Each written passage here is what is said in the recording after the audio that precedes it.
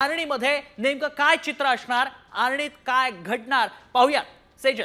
निश्चितच तन्मय, जसं की तू सांगितलंस आता की भाजपची सत्ता होती, मात्र यंदा भाजपला वाट मोकळी नाहीये। तर ग्राफिक्स मध्ये बघूयात नेमकं आर्णी या मतदारसंघामध्ये काय घडतंय।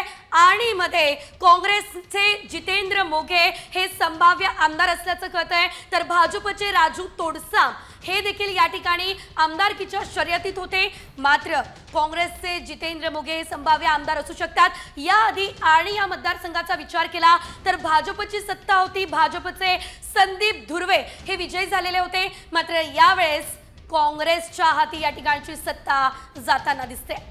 अगदी, आणि नेमकी यामागची कारणं काय असणार आहेत, का बरं भाजपला फटका बसणार आहे? कारण या आधी 2 टर्म भाजपचाच आमदार तिथं असल्याचं पाहायला मिळत होतं, मात्र यंदा का चित्र बदलणार आहे, काय कारण असणार आहेत ते जाणून घेऊयाच आमच्या स्थानिक प्रतिनिधींकडून।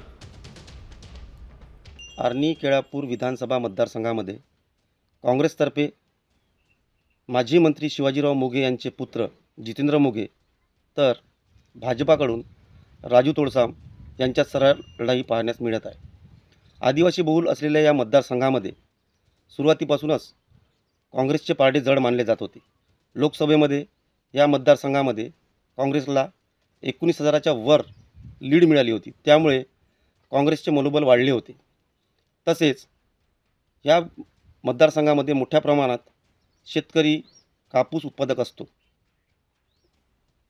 यावर्षी कापूस सोयाबीन याला मिळालेला अत्यल्प भाव यामुळे शेतकरी वर्गामध्ये नाराजी पसरली होती।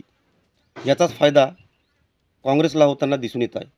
तसेच आत्ता झालेल्या निवडणुकीत महिला वर्गांनी उत्स्फूर्त मतदान केल्यामुळे लाडकी बहीण योजनेचा फायदा हा भाजपला सुद्धा नक्कीच होऊ शकतो।